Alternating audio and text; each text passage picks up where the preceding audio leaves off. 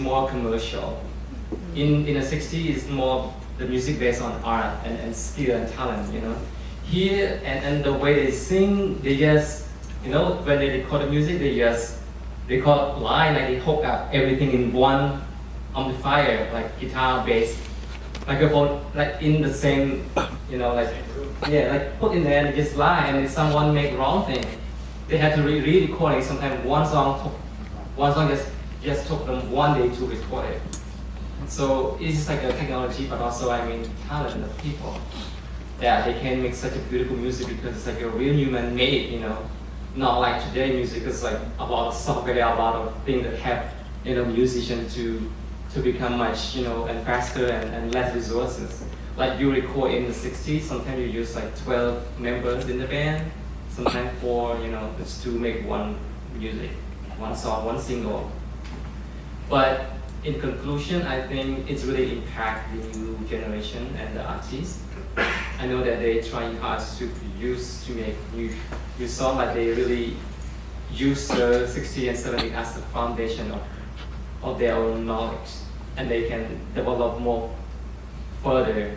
And I think that some artists still doing their job, and some a rock band like Dengue Fever, like Cambodian Space Project, and other many young generations. They start with the rock music and then they start to create their own, but based on that. And I think it's really how Cambodian music has been introduced to the world because of Dengue Fever and the Space Project, you know.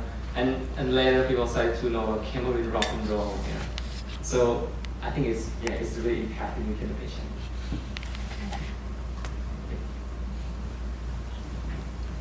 I'm curious about your point about reparations, kind of bringing this music back as a form of like therapy.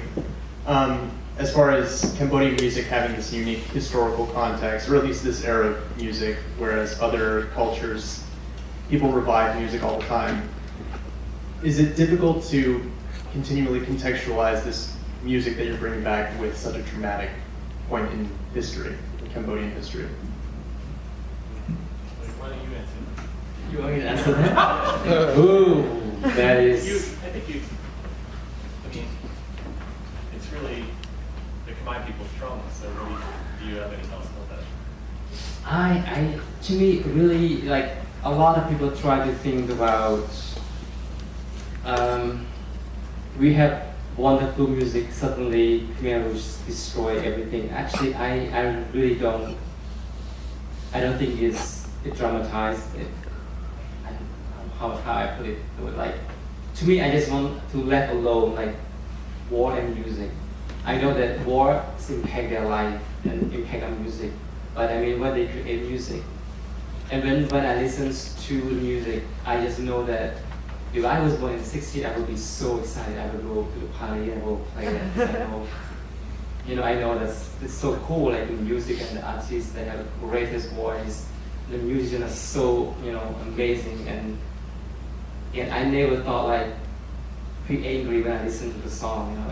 I enjoy it. Like if I listen to sweet song, I wanted to dance. If I listen to cha cha cha, I would just dance. Or when I listen to a sad song, I would go to bed. But a lot of people, they think that some people, I don't know for sure, but I heard people say that some old people, that they've been traumatized by the war, they don't want to think about the past, and they don't want to go back to Cambodia, and they just don't want to hear about it.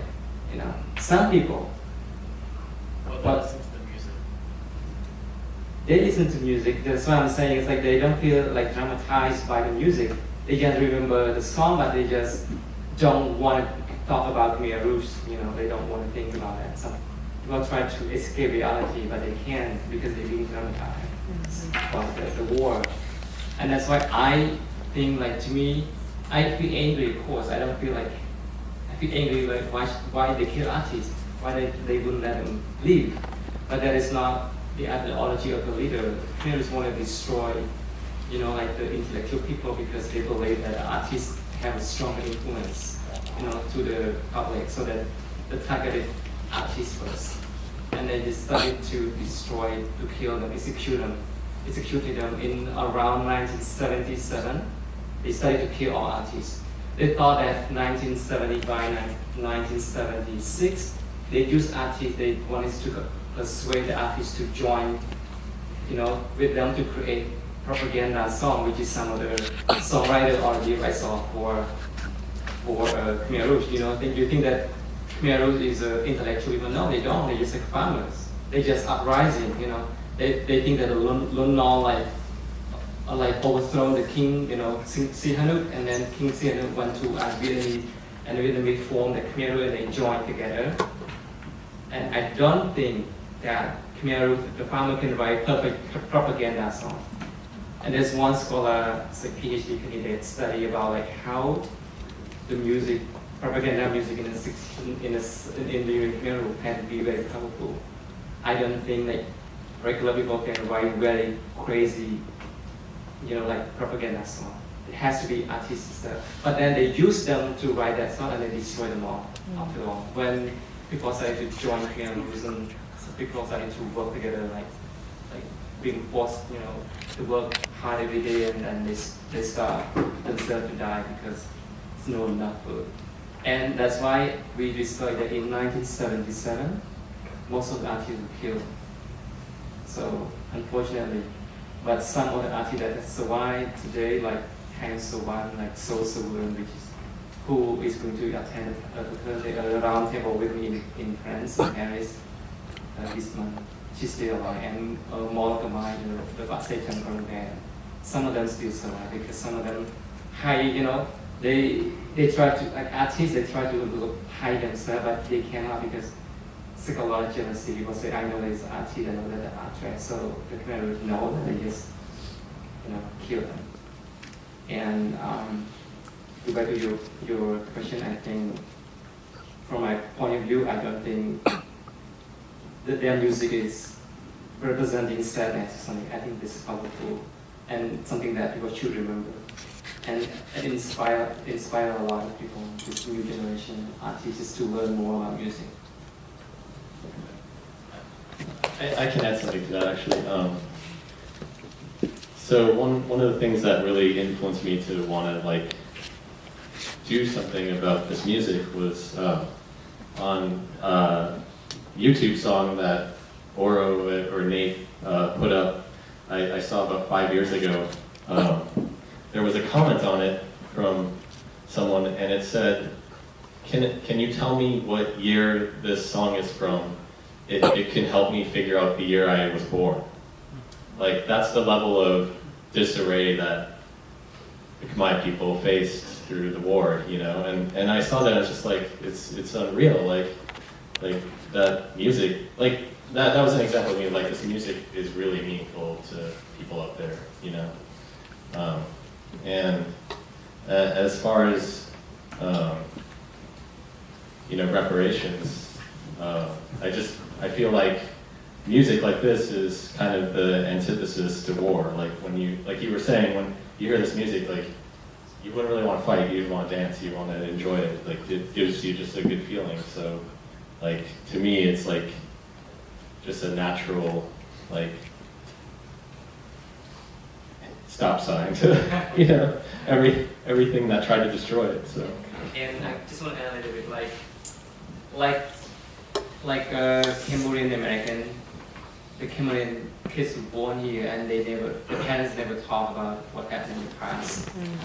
And they just play the music, and then it really give the impressions to the children to understand. They know the music, and they started to learn about culture, and then the kid, started to ask, when I was a kid, I asked my mom the same, and the kids here in the US, some of them, they find their identities through the song, and then later on, they discover Cambodia, they learn about history, they learn about genocide, and they went to Cambodia, it's just to see their own, parents' home and their cultures. So, I don't think it's really made them feel, they said, but not traumatized by the music itself.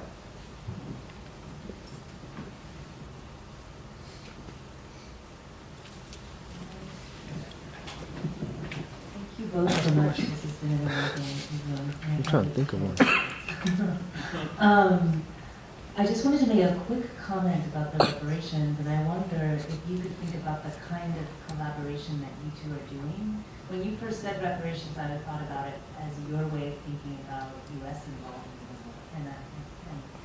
and maybe that's one way also to think about it, as not as kind of, the war was not just a Cambodian war, right? There were other factors, other countries, other forces in the world, and also so the reparations involved more than just. But the other question I wanted to ask was, could you tell us, Oudom, about some of the people who saved the records? Like this man, Oudom, who had so many records, or the one who gave you 16 records, did they speak about the records themselves, or why they kept them, or what they meant? Thank you. So when I started to do this project, I didn't have any money. I didn't want to buy, I didn't want to, to negotiate. But Nate did negotiate, For me, I just wanted to get a digital file and save. I went to, for example, I went to Baltimore. I met the guy who kept the records. I asked him, what is your motivation to keep it? He said he's gonna keep it. It's not him. And he just said that he know that the wild juice and he take care of that, but not very good. He stole not very, he stole not so nice, I don't know.